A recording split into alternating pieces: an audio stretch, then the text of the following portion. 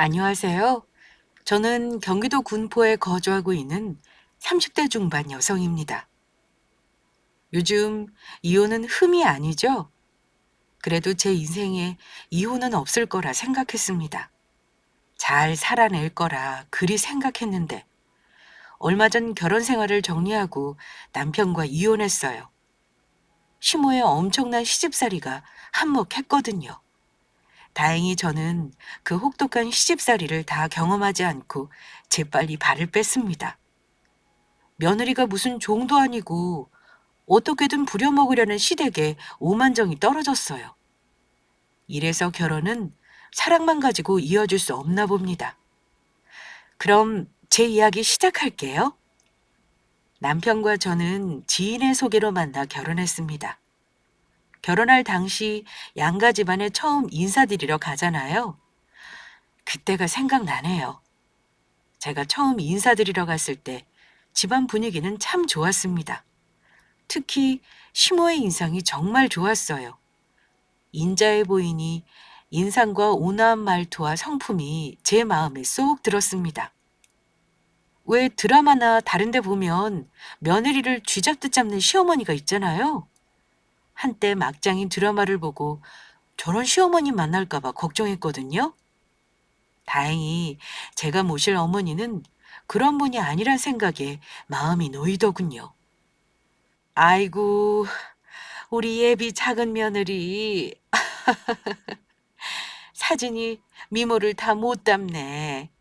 실물이 훨씬 이쁘구나. 그런가요? 참 큰애야. 과일 아직 멀었니? 네, 어머니 다 됐어요. 시모의 부름에 주방에 있던 형님이 서둘러 쟁반에 과일과 과도를 가지고 나오셨습니다. 남편에게는 위로 형이 하나 있는데 3년 전에 큰형이 결혼했다고 하더군요. 형님은 결혼하자마자 시댁에 들어와 시모를 모시며 함께 지냈다고 했습니다. 그 이유는 아주버님이 어릴 때부터 몸이 약해서 잔병치레가 많았는데 시모가 옆에서 계속 간호하며 혹독하게 건강관리를 했다고 해요. 그걸 형님이 이어받아서 남편의 건강을 관리하기 위해 시모와 함께 지내며 남편 내조하는 법을 배우고 있다고 했습니다. 어쨌거나 예비 형님 역시 시모 못지않게 저를 잘 챙겨주시고 예뻐해 주셨습니다. 오죽하면 저를 볼 때마다 방긋방긋 웃으셨을 정도로요. 상대방이 나를 어떻게 생각하는지 행동과 말투에서 느껴지는 게 있잖아요. 형님은 저를 무척이나 귀하고 소중하게 대하는 듯 했습니다. 시집도 오기 전에 나를 이렇게 예뻐해주고 아껴주는구나 감사하더군요. 그게 다 시커먼 속내를 숨긴 꿍꿍이란 것도 모르고요. 시모 말에 서둘러 앉아 과일을 깎는 현미의 손을 언뜻 보게 됐어요. 그런데 손에 이런저런 상처가 많이 있더군요. 제가 온다고 상다리 부러지게 무리해서 밥을 차리신 것 같았는데 혹시 그 때문에 다치신 건가? 걱정됐어요. 그래서 과일 깎는 것 좀 도와드려야겠다고 생각했습니다. 형님, 제가 조금 도와드릴까요? 요리하시면서 손 많이 다치신 것 같은데 과일 깎기 불편하시죠? 이리 주세요. 제가 할게요. 아유, 마음도 곱지. 벌써부터 제 형님 챙기는 것 좀 봐. 마음은 참 고맙지만 괜찮아. 큰애가 워낙 덜렁거려서 평소에 늘 상처를 달고 살아. 손뿐만 아니라 여기저기 상처 투성이고 아직은 손님이니까 편하게 있다가 가렴. 에이, 그냥 과일 깎는 것 좀 도와드리는 것뿐인데요, 뭘. 아유, 아직 결혼도 안 한 예비 며느리한테 일 시키는 시어머니 되고 싶지 않아서 그래. 그래요. 내가 하면 돼요. 금방 깎으니까 편히 앉아서 차 들어요. 인사드리러 갔을 때 느낀 거지만 예비 시모와 형님은 제게 극진한 손님 대접을 해줬어요.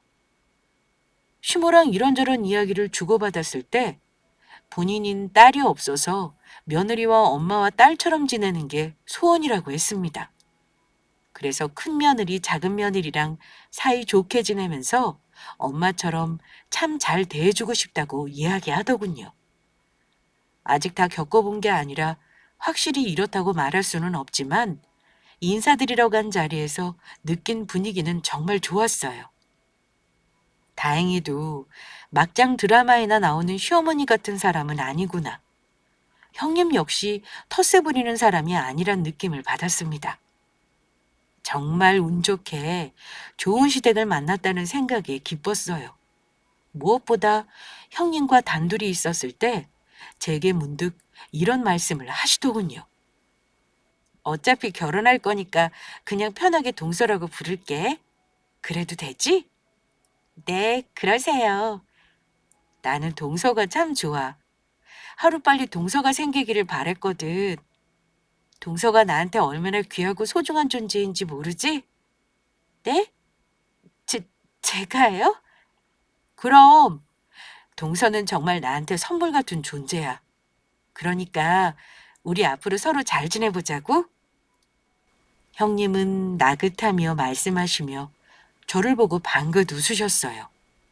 형님의 말을 듣고 이렇게까지 나를 좋아해 줄 수 있나 의아스럽지만 한편으로는 감동이더라고요. 세상에 이런 형님과 시모가 어디 있나 싶었습니다. 그래서 인사드리고 난 뒤 주변 친구들과 가족들에게 다들 너무 좋다고 들떠서 자랑했습니다. 지금 생각해보면 제가 참 순진했어요. 다 저를 낳기 위한 밑작업인 줄도 모르고 좋은 분들이라 철석같이 믿었으니 말입니다.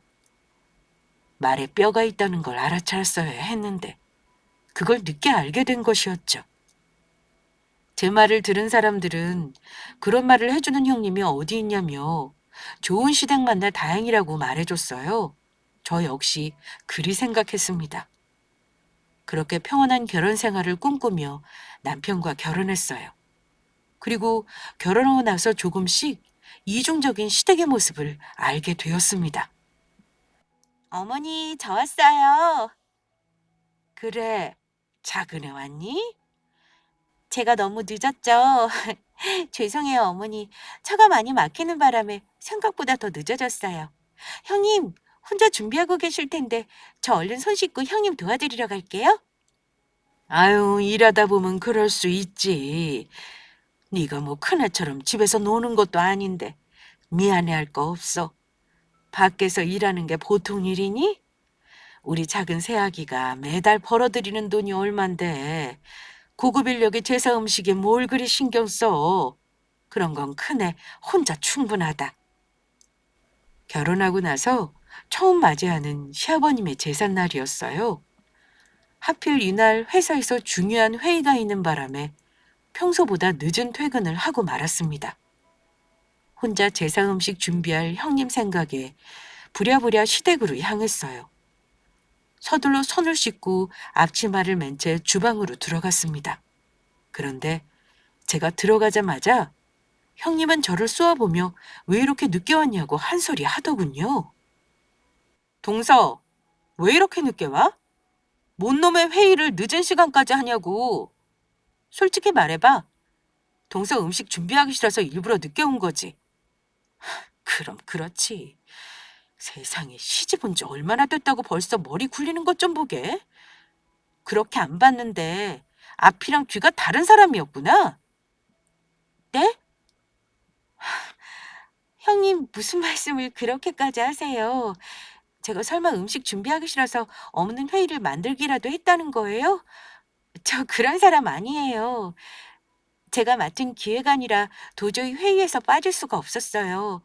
거기다 하필 차까지 막혀서 더 늦어진 거고요. 제가 늦은 건 잘못한 일인데 그렇게까지 말씀하시니 기분이 좋지는 않네요. 저 형님께 너무 죄송해서 진짜 헐레벌떡 뛰어온 거거든요. 그걸 내가 어떻게 알아? 그렇게 말하면 내가 아, 그렇구나, 동서. 오느라 고생했어. 괜찮아. 이렇게 말할 줄 알았니? 동서, 나 만만하게 보지 마. 내가 말했지? 동서는 나한테 정말 귀하고 선물 같은 존재라고. 이 거지 같은 집구석에서 얼마나 혹사당했으면 하늘이 주신 선물일까. 그러니 그만한 쓰임을 다 해. 한 번만 더 이딴 식으로 굴면 좋은 꼴 못 볼 거야. 형님의 표정은 소름 끼칠 정도로 차가웠습니다. 온화하게 웃으며 상냥하게 대해줬는데 늦은 거 가지고 이렇게까지 말할 일인가 혼란스럽고 무서웠어요. 이런 사람인 줄 몰랐는데 도대체 뭐가 잘못된 걸까 머릿속이 엉망이었습니다. 너무도 당황스러워서 더 이상 뭐라고 말할 수도 따지기도 뭐하더군요. 그래서 정신은 딴 데 가 있는 채로 음식 준비를 도왔고 제사를 마무리했습니다. 집으로 돌아가는 길 남편에게 이 사실을 말했더니 형수님이 저한테 그럴 이유가 뭐가 있냐면서 뭐 잘못 들은 거 아니냐고 하더군요. 그래서 정말 아니라고 펄쩍 뛰면서 남편의 표정을 봤는데 미묘하게 이상함을 느꼈습니다. 마치 뭔가 알고 있으면서 아닌 척 무마하려는 듯한 표정이었어요. 그걸 단번에 캐치한 저는 형님에 관해서 뭐 숨기는 거 있냐고 따지고 들었습니다. 그러자 남편은 그런 게 어디 있냐며 계속 말하기를 거부했어요. 급기야는 제가 언성을 높이자 그제야 사태의 심각성을 느끼고 한참을 머뭇거리다 형님에 관한 이야기를 털어놓았습니다. 사실 형수님이 좀 아프셔. 아프다니? 그런 거 전혀 못 느꼈는데? 어디가 아프셔? 형한테 들었는데 형수님이 정신적으로 조금 문제가 있는 모양이야. 우울증인지 공황인지 뭐라고 했는데 아무튼 그걸로 혼자 웃다가 울다가 아주 난리를 치신다더라. 감정 기복이 장난이 아니래. 그러다 갑자기 아무것도 아닌 거에 확 예민해지고. 아, 그래? 그래서 나한테 그러신 건가? 그런 것 같아. 왜 진작 말 안 했어? 알았으면 뭐라도 도움 드렸을 텐데. 형이 자기한테 말하지 말아달라고 했거든. 좋은 것도 아니고 결혼한 지 얼마 안 된 사람한테 부담될 수도 있다고. 자기는 모른 척해. 그게 형수님한테도 나올 수 있어. 남편의 말을 듣고 보니 아까의 상황이 이해됐습니다. 하긴 저한테 상냥하고 잘해주셨는데 뭐 때문에 딴 사람으로 돌변했나 싶었어요. 그런 마음의 병이 있는 줄 몰랐습니다. 그런 거라면 충분히 아까와 같은 일이 생길 수 있었겠다 이해됐어요. 그래서 더 이상 형님에 관한 문제를 의논하지 않았습니다. 그저 나중에 제가 작은 도움이라도 되어드리면 좋겠다고 생각할 뿐이었죠. 갑자기 형님에게서 전화가 걸려왔습니다. 동서, 나야. 지금 통화 괜찮지? 네, 형님. 괜찮아요. 말씀하세요. 다른 게 아니라 내일 집으로 좀 오라고. 내일, 왜요? 무슨 일 있어요? 내일 어머님 친구분들 집으로 오실 거야. 식사 준비해야 되는데 동서도 거들어야지. 며느리가 둘인데 나 혼자 다 할 수는 없잖아.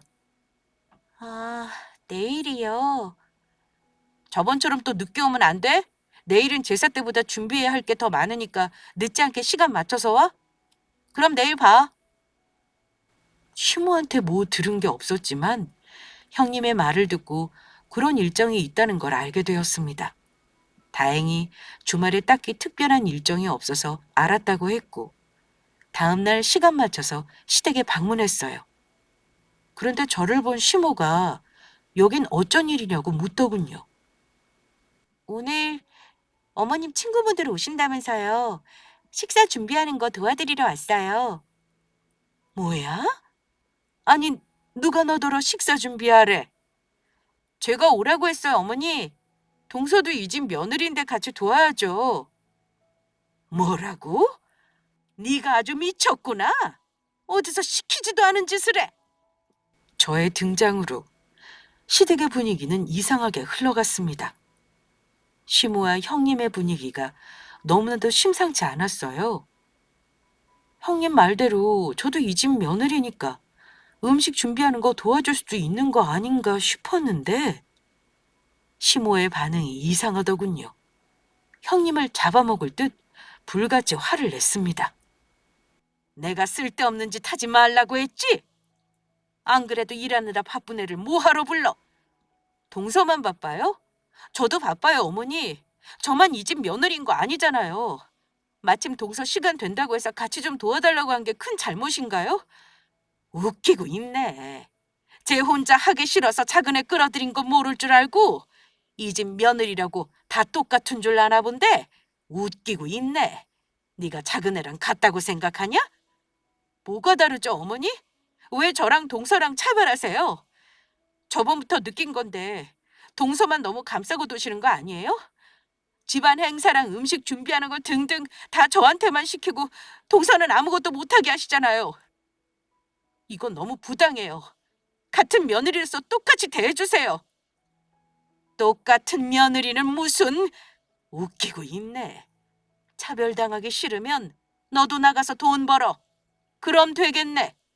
같은 며느리라고 너랑 동급인 줄 착각하지 마라. 작은 애랑 너 따위랑은 비교도 안 돼. 네가 작은 애처럼 명문대를 나왔니? 아니면 작은 애처럼 돈이나 잘 버니? 아무것도 아닌 주제 어디서 똑같이 대해달래?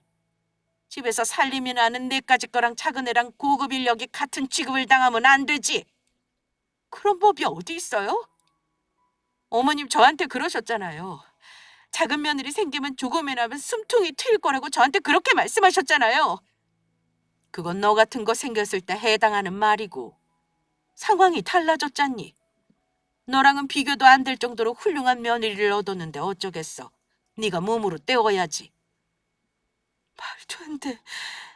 그럼 앞으로도 계속 이렇게 살아야 한다는 거예요? 이 집에 새들어 사는 종처럼? 그렇게는 못해.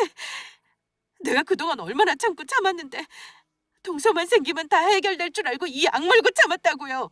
더는 못해요. 아니 안 해요. 이게 어디서 큰 소리야. 얼른 일어나지 못해? 제 앞에서 두 사람은 알 수 없는 말을 해대며 소리 높여 싸웠습니다. 저는 결혼하고 나서 두 사람의 이런 모습을 처음 봤어요. 늘 온화하고 고상하기만 하던 시모조차 이리 언성 높여 앙칼지게 말하니 낯설었습니다. 시모는 계속해서 음식 준비하라며 닥달했고 형님은 넋이 나간 표정으로 현실을 부정하더니 이내 앞치마를 집어던지고 집 밖으로 뛰쳐나갔어요. 일이 이렇게 엎어지다 보니 시모는 일정을 취소하고 방 안에 들어누웠습니다. 그리고 이 일이 있고 나서 형님은 이혼을 선언하셨어요. 둘 사이에 무슨 일이 있었는지는 모르겠지만 저를 사이에 두고 나눈 대화가 심상치 않았습니다. 도대체 뭐 때문에 이혼까지 한다는 건지 이해되지 않더군요. 더군다나 남편의 반응도 형수님을 이해할 수 없다고 했습니다.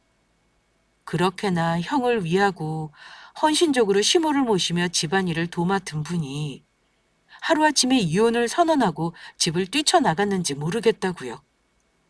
아무리 우울증으로 힘들어한다고 하지만 아무래도 제가 모르는 뭔가가 있는 듯 했습니다. 그래서 계속 찜찜한 마음을 비워낼 수 없었죠. 그렇게 며칠이 흘렀습니다. 하루는 회사에서 일하고 있는데 형님에게 전화가 한 통 걸려왔어요. 뜻밖의 상황이라 놀라서 냉큼 받았더니 할 말이 있어서 제 회사 앞까지 찾아왔다는 겁니다. 그래서 저는 잠시 기다리시라고 말하고 서둘러 옷을 챙겨 입고 나갔어요. 오랜만에 본 형님은 생각보다 멀쩡해 보였습니다. 살도 좀 붙은 듯 했고 표정이 너무도 밝고 평온했어요. 저는 잠도 잘 못 자고 밥도 못 먹고 힘들어하고 계실 줄 알았는데 좋아 보이는 모습에 살짝 당황스러웠습니다. 동서, 그동안 잘 지냈지? 일하는데 갑자기 찾아와서 미안해. 동서한테 꼭 해주고 싶은 말이 있어서 찾아왔어. 형님, 이게 어떻게 된 일이에요? 지금 어디 계세요? 갑자기 이혼이라니요. 그때 그러고 나서 제가 얼마나 놀랐는 줄 아세요? 미안해. 그때 그 일로 많이 놀랐을 거 알아.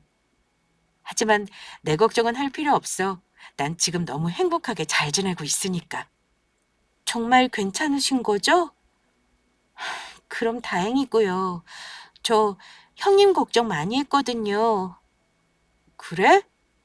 난 동서 걱정 많이 했는데 우리 서로를 걱정했네? 제 걱정할 게 뭐 있어요. 저는 잘 지내고 있는데. 혹시 그날 일 때문에 걱정하신 거라면 괜찮아요. 아니야, 동서. 그건 아무것도 아니야. 앞으로 동서가 모르는 일이 시작될 거거든. 동서, 정신 똑바로 차려야 돼? 네? 그게 무슨... 나처럼 하루빨리 그 집에서 빠져나와야 한다고. 형님, 대체 무슨 소리를 하시는 거예요? 오랜만에 만난 형님은 제게 알 수 없는 말을 하기 시작했습니다. 자꾸만 시댁에서 얼른 도망쳐야 한다는 말만 되풀이했어요. 그래서 대체 무슨 말을 하는 거냐고 도무지 모르겠다고 하자 형님은 만났을 때 보인 웃음기를 싹 거두고 진지한 표정으로 말했습니다. 동서가 모르는 비밀이 하나 있어. 지금부터 내 말 잘 들어? 그렇게 형님은 그동안 감춰진 시댁의 비밀에 대해서 털어놓았습니다.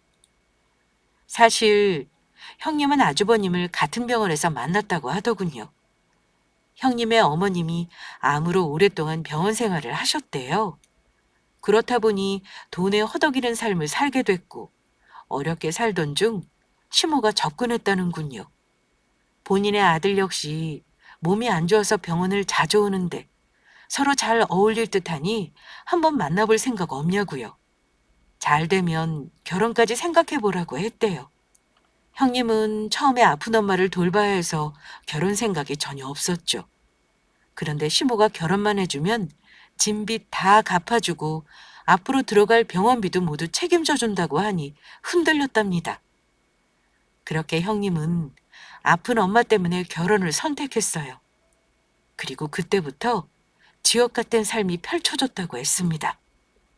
결혼하고 나서부터 엄마 얼굴을 본 적이 없어. 아예 집 밖으로 못 나가게 했으니까. 그 집에서 어디도 못 나가게 날 가둬놓고 오로지 남편 병소발과 집안일만 하게 했어.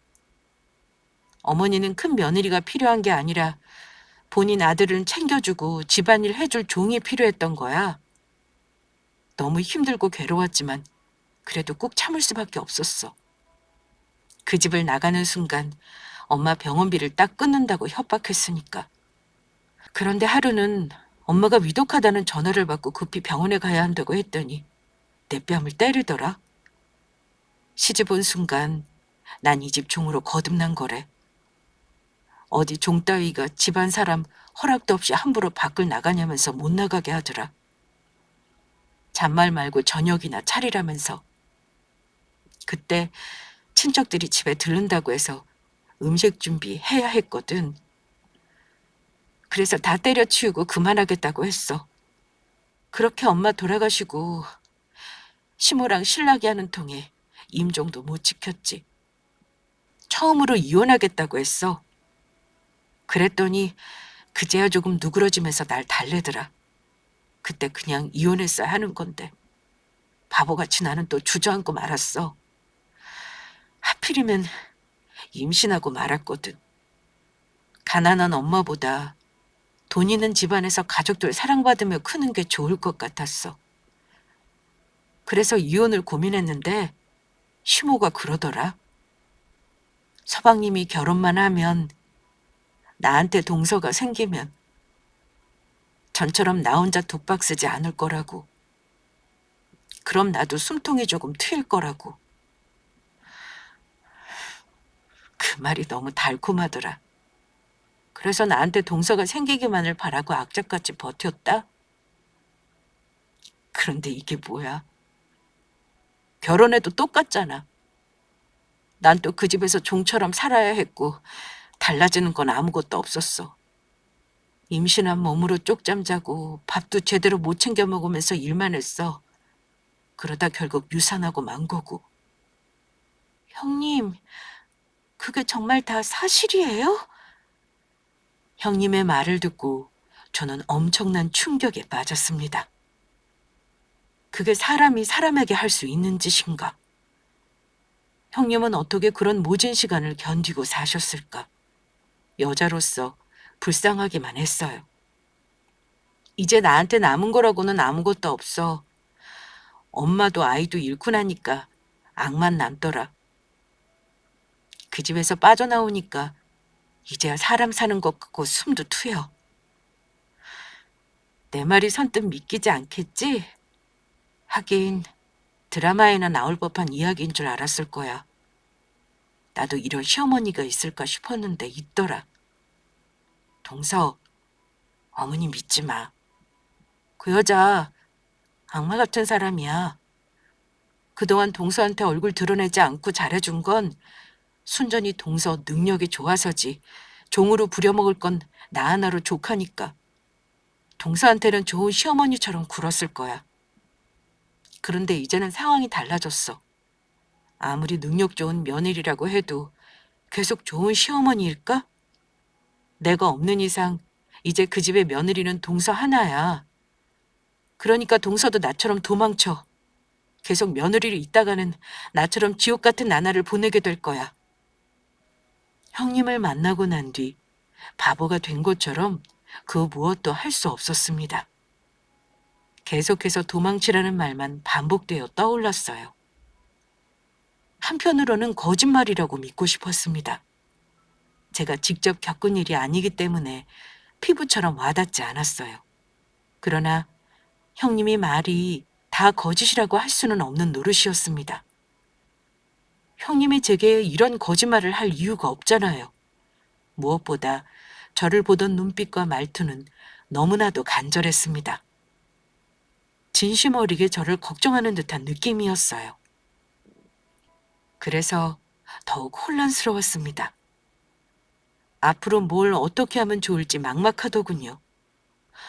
이걸 선뜻 남편에게 말할 수도 없는 노릇이고, 그렇다고 시모에게 직접적으로 따질 수도 없으므로 혼자 소갈이하는 시간을 보내야 했죠. 그러던 어느 날이었습니다. 하루는 시모가 제게 할 말이 있다며 시댁으로 좀 오라고 하더군요. 형님을 만난 후부터 시모를 대하는 게 어색하고 괜히 불편해졌습니다. 그래서 남편과 시간 맞춰서 함께 가겠다고 했더니 저 혼자 오라고 하더군요. 그 말에 올 것이 온 건가 라는 생각이 들었습니다. 대체 무슨 말을 하려고 부른 걸까? 잔뜩 긴장하면서 갔어요. 어머니, 저 왔어요. 그래, 왔니? 시모는 평소와 다름없이 인자하게 웃으며 저를 반겨줬습니다. 바쁜데 불러서 미안하다며 따뜻한 차까지 내어줬어요. 속으로 내가 괜히 긴장하면서 왔나, 쓸데없이 오바했구나 싶을 만큼 온화한 모습이었습니다. 평소와 같은 대우에 살짝 편안함을 느낀 저는 무슨 일로 불렀는지 물어봤습니다. 그러자 시모는 저를 쳐다보며 웃다가 이내 살던 집을 정리하고 집으로 들어오라고 하더군요. 집도 넓은데 따로 살 게 뭐 있니? 2층은 방도 많으니까 너희끼리 편하게 지내면 될 것 같아. 사는 집 정리하고 빠른 시일 안에 들어오렴. 네? 저더러 시댁에 들어와 살라는 말씀이세요? 아니, 왜 갑자기... 시모의 말을 듣는 순간 머릿속이 캄캄해지면서 뒤통수를 탁 맞는 듯 멍해졌습니다. 그와 동시에 소름이 쫙 끼쳤어요. 형님을 만났던 그날 제가 쉽사리 다 믿지 못하자 형님은 이런 말을 꺼냈어요. 분명 저와 합가할 거라고 말입니다. 형님이 예언한 대로 시모가 정말 그렇게 말하자 상황이 어떻게 돌아가는 거지? 정말? 나를 제2의 종으로 만들 생각인 건가? 시겁하더군요. 뭘 그렇게까지 놀라고 그래? 왜? 우리랑 같이 살기 싫으니? 그게 너무 갑작이라서요. 생각지도 못한 말씀을 하시니까 당황스러워서. 그런데 왜 갑자기 들어와서 살라고 하시는 거예요? 결혼하기 전에는 저희랑 합갈 생각 없다고 하셨잖아요. 그때랑 지금이랑 같니? 결혼 전에는 큰애가 있었으니 굳이 네가 들어와서 살 필요가 없었던 거지. 그런데 지금 봐라. 이 집에 나랑 우리 아들 달랑 둘뿐이야.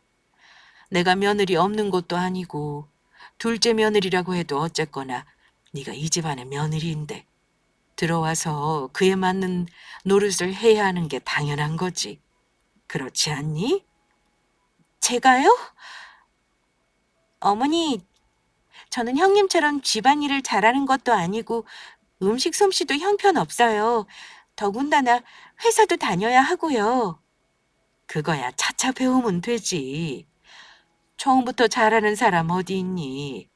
계속해서 큰애가 함께 했더라면 좋았을 텐데. 도장 찍고 이혼한 마당에 별 수 있니? 아픈 서방까지 두고 일이 매정하게 돌아설 줄은 꿈에도 몰랐다. 내가 들인 돈만 해도 얼만데 말이야. 그렇다고 내가 지금 돈 아까워서 이러는 거 아니야. 돈이야 또 벌면 되지. 문제는 네 아주버님 아니겠니? 안 그래도 몸도 안 좋은데 이혼까지 했으니 상심이 얼마나 크겠어. 이 나이에 늙은 내가 아들 병수발 들게 생겼다. 형님 그렇게 된 건 안타깝지만 아주버님 아직 젊으시잖아요. 그 나이에 평생 혼자 사실 것도 아니고 재혼 자리 알아보셔야죠. 그게 쉽겠니? 병들고 제대로 사내구실 못하는 애한테 누가 시집을 와. 그것도 재혼인데. 돈을 들이부어도 되는 게 있고 안 되는 게 있는 거야. 아휴, 나도 이제 지친다. 언제까지 돈으로 사람을 붙여놔야 한다니. 너한테는 말 못했지만 그네 그거 아주 독종이야. 그동안 제 남편 수발 두는 대신 나한테 얼마나 뜯어갔는지 몰라. 나는 우리 아들 버림받지 않게 하려고 계속 돈을 쓸 수밖에 없었다. 그런데 이제는 더 이상 그러고 싶지 않아. 사람 마음마저 돈으로 살 수 있는 거 아니잖니? 어디서 또 돈으로 사람 들이라고 해도 언젠가는 큰애처럼 이 집을 뛰쳐나가겠지. 그 꼴을 더 이상 보고 싶지 않아. 아픈 애한테 결혼하라고 등 떠밀기도 싫고 또 신경 쓰면서 며느리 드릴 마음 없다. 그러니 앞으로 이 집안의 유일한 며느리는 너 하나야. 그러니 당연히 들어와 살아야지. 이 집에 아들이랑 나랑 둘이서 얼마나 적적하겠어. 너희가 들어와서 사람 옹기 풍기며 북적거려야 사람 사는 것 같고 좋지 않겠니? 그래도 너무 갑작스러워서 뭐라고 말씀드려야 할지 모르겠어요. 그냥 알겠다고 하면 되지 뭐. 복잡하게 생각할 것 없다. 아, 그리고 회사 다니는 건 걱정할 것 없다. 일은 시일 안에 사표 내고 그만두렴. 일을 정리하라고요? 왜요? 이 집에 들어오면 일 다니기 힘들지. 본격적으로 살림하고 며느리 노릇해야 하는데 일은 무슨 일? 앞으로 넌 이 집안의 유일한 며느리로서 전적으로 살림을 도맡게 될 거다. 또 아픈 네 아주버님 간호도 네 몫이 될 거고. 뭐, 뭐라고요? 어머니, 제가 살림을 어떻게 해요? 거기다 아주버님을 또 어떻게 모시고요? 저는 그렇게는 못해요. 일까지 관두면서 그러고 싶은 생각 없어요. 너 지금 내 말을 거스르겠다 이거니? 네, 죄송하지만 어머님이 원하는 대로 할 수 없어요. 이래서 사람은 교육이 중요하다니까. 그동안 내가 좋게 대해주니까 거절해도 되는 줄 아나 보네. 방금 내가 한 말은 네 의견을 물어보고자 함이 아니야. 너희를 드리기로 마음먹었고 둘째하고도 이야기 마쳤다. 다 결정된 마당에 네가 뭔데 건방지게 싫다고 하는 거니? 남편이랑 이야기가 다 됐다고요? 이건 아니죠. 제 의견도 들어봐야 하는 거 아닌가요? 일방적으로 결정하고 통보하는 게 어디 있어요? 지금 어디서 큰 소리를 내니? 내 심기를 건드려서 좋을 거 없어. 왜? 네 형님이 그건 말 안 해줬니? 우리 몰래 따로 만나더니 내가 화나면 어떻게 돌변하는지 그건 말 안 해줬나 보구나. 그걸 어떻게? 형님이랑 저랑 둘이 만난 걸 알고 계셨던 거예요? 그럼 다 알고 있지. 너한테 사람까지 붙였는데 어떻게 모를 수가 있겠어. 시모의 말에 제 심장은 크게 요동치기 시작했습니다. 나 몰래 사람을 붙였다니 대체 무슨 꿍꿍이로 그런 걸까? 미친 듯이 심장이 뛰며 식은땀이 흐르기 시작했어요. 그와 동시에 시모의 표정은 180도 달라져 있었습니다. 무섭도록 차갑고 표독스러운 표정이었어요. 큰애, 그게 쓸데없이 착해 빠졌어. 우리 몰래 널 만날 거라 예상했거든. 그래서 사람을 하나 붙여놨지. 역시나 내 예상이 맞더구나. 널 만나서 왜 이혼했는지 떠벌렸을 거야. 돈 때문에 결혼할 때는 언제고 인제 와서 우리를 버려? 아픈 서방까지 내팽개치고 말이야. 절대 용서 못하지. 이 집에 들어올 때는 제 발로 들어와도 나갈 때는 어림도 없지. 결코 마음대로 나갈 수 없어. 오로지 죽어서만 나갈 수 있다. 내가 그네를 가만 놔둘 것 같니? 너도 마찬가지야. 여기서 무슨 일이 있었는지 왜 이혼하는지 듣게 됐다고 달라질 건 없어.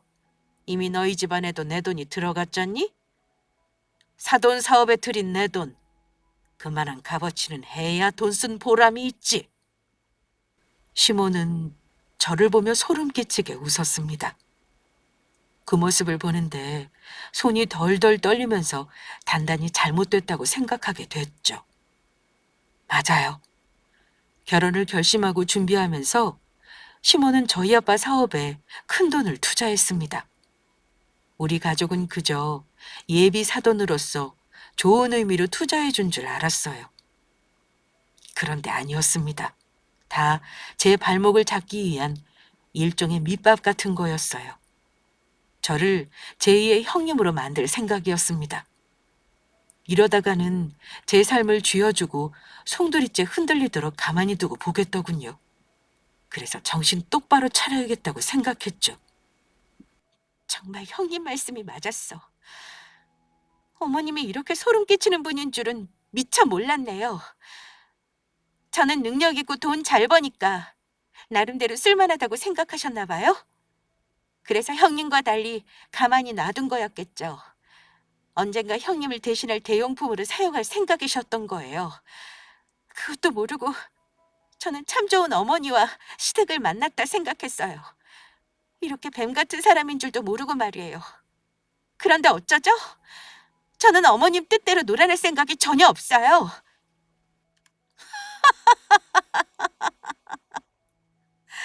너 지금 나한테 덤비는 거니? 이래서 조금이라도 배운 것들은 피곤하다니까. 순순히 받아들이는 맛이 없어, 귀찮게. 그래, 어디 한번 덤벼봐. 그런데 과연 그럴 수 있을까? 앞으로 펼쳐질 너의 운명을 감당할 수 있냐 이 말이야.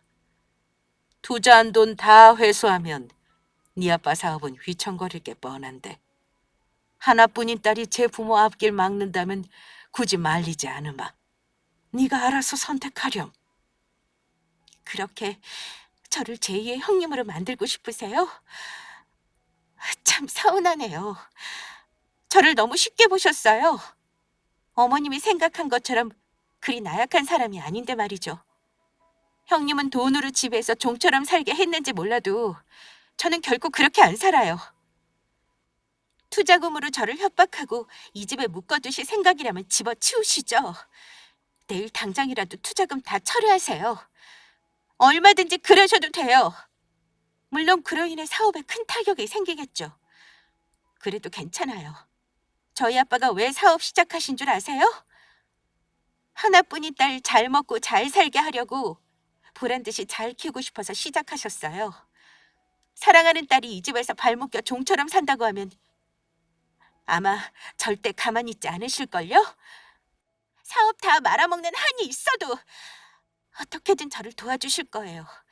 부모님은 제 행복이 우선이거든요. 그러니 마음껏 하세요. 저는 죽어도 이 집 종으로는 안 살아요.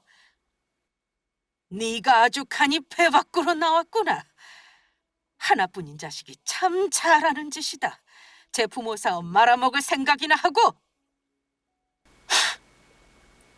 그런데 어쩌니 난 널 쉽게 보내줄 생각이 없는데 이 집에 발을 들인 이상 내 허락 없이는 아무도 못 나가. 나가더라도 앞으로 네 인생은 비참하기만 할 뿐이야. 나한테서 순순히 벗어날 수 있다고 자만하지 마라. 그저 내가 시키는 대로만 하면 돼. 말만 잘 들으면 아무 문제 없어. 며느리로서 제 할 도리하고 아픈 아주버니만 간호하면 될 일이야. 그럼 네 부모가 하는 사업도 그대로 이어갈 수 있잖니? 뭐하러 일을 키우려 들어. 어리석게 굴지 말렴. 너만 후회할 뿐이야. 너 때문에 부모님 사업이 망하는 건데 그 원망을 어떻게 감당하려고? 정말 사돈도 네 생각과 같을까? 더 이상 얼굴 보고 말도 섞기 싫을 정도로 시모가 싫고 소름 끼쳤습니다. 시모는 협박하는 것도 모자라서 저를 상대로 가스라이팅을 하려고 하더군요. 계속 들을 가치도 없어서 마음대로 하라고 한 뒤 자리에서 일어났습니다. 뒤돌아서 현관 쪽으로 걸어가는데 잔뜩 분에 찬 목소리로 소리치며 제게 찻잔을 집어던졌어요. 내 말도 안 끝났는데 감히 어딜 가? 네가 아직 날 몰라서 일어나 본데 마지막 경고야. 여기를 나가는 순간 네 앞에 지옥길이 펼쳐질 거다. 내가 꼭 그렇게 만들고 말 거야. 그러니 어서 와서 내게 무릎 꿇고 잘못을 빌어. 그럼 다 없던 걸로 해주마. 이렇게 한껏 아량을 베풀어 줄 때 놓치지 않는 게 현명한 거란다. 머리 좋고 똑똑한 애가 왜 이리 바보같이 구니? 어서 이리 오려무나. 어떻게든 제 머리 위에 서서 조종하고 싶었나 봅니다. 끝까지 소름 끼치게 굴길래 가던 걸음을 멈췄어요. 이대로 가기는 뭔가 아쉽더라고요. 너만 미친년이냐? 나도 이 구역의 미친년이야 라는 생각이 들도록 제대로 보여주고 싶었습니다. 그래서 다시 뒤돌아 시모에게 향했고 시모 찻잔을 들어 얼굴에 확 끼얹었어요. 시모는 젖어든 자신의 머리와 옷을 보며 입을 떡 벌렸고 믿을 수 없다는 듯이 저를 쳐다봤습니다. 너, 이게 무슨... 아이고, 많이 놀랐나 보네요. 하도 미친 말만 하길래 미친 짓으로 맞대응 해준 것뿐이에요. 이렇게 나오면 형님은 받아들였는지 몰라도 나는 아니라니까요. 더 미친 말을 짓거려도 눈 하나 깜짝 안 해요. 그러니까 얼마든지 해봐요. 순순히 당하고 있지 않을 거니까. 나 머리 좋고 똑똑하잖아요. 현명하게 잘 헤쳐나갈 수 있어요. 아, 그리고 나도 경고 하나 할게요. 만약 더러운 짓거리고 우리 가족과 날 괴롭힌다면 가만히 있지 않았을 거예요. 이에는 이, 눈에는 눈. 받은 만큼 갚아줄 테니 그리 알아요. 내가 못할 것 같죠? 천만에. 유감스럽게도 미친 짓에 꽤 소질이 있는 편이거든요. 시모는 분에 못 이겨 고래고래 소리를 질렀고 저는 그 집을 빠져나왔어요. 그리고 그 뒤에 남편과도 제대로 한판 붙었죠. 시모가 전화해서 뭐라고 했는지 제게 그렇게까지 할 필요 있었냐면서 막 따지더군요. 그래서 남편한테 딱 이렇게 말했어요. 커피 세례를 받는 것보다 더한 꼴 보기 싫으면 그 입 닫으라고 말했죠. 처음부터 남편은 다 알고 있었던 거였습니다. 형님이 왜 마음의 병을 얻었는지, 왜 이혼했는지 그 모든 걸 다 알고 있었어요. 그러면서 제게 모르는 척 시치미를 뚝대고 있었던 거예요. 시모랑 한통속이었다는 생각에 소름이 끼쳐서 더 이상 같이 공간에 있기도 싫었어요. 그래서 이혼을 요구하고 짐을 싸서 친정으로 들어왔습니다. 부모님께는 자초지종을 다 설명해 드렸어요. 그랬더니 잘했다고, 그 집안과 당장 연을 끊어야 한다고 노발대발하셨죠. 어디 귀한 딸을 종살이 시키려고 하냐면서 저보다 더 크게 역정내셨어요. 그리고 먼저 시모에게 투자금을 돌려줬습니다. 아빠는 그깟 투자금 없다고 안 죽는다면서 걱정하지 말라고 하셨어요. 투자금이야. 다른 곳에서 받으면 그만이라고요. 아마 제가 죄송스러워할까봐 그리 말씀하신 거였겠죠. 그래서 저 역시 더욱 씩씩하게 굴었습니다. 그들은 순순히 이혼해주지 않으려 애를 썼어요. 어떻게든 물고 늘어져서 괴롭히려고 하더군요. 하지만 저 역시 그리 호락호락한 존재가 아닙니다. 이혼 소송까지 간 상황에 형님과 합심하여 증거를 찾고 모아서 추악한 시댁의 민낯을 까발리고 말았어요. 덕분에 위자료까지 두둑히 받아낼 수 있었습니다. 형님 역시 시모를 상대로 정신적 피해 보상금에 대한 소송을 진행 중이고요. 본인이 그 어떤 짓을 해도 결코 쉽게 당해주지 않을 생각입니다. 앞으로 보란 듯이 잘 이겨내며 살아갈 거예요. 그럼 지금까지 저의 긴 사연 들어주셔서 감사합니다.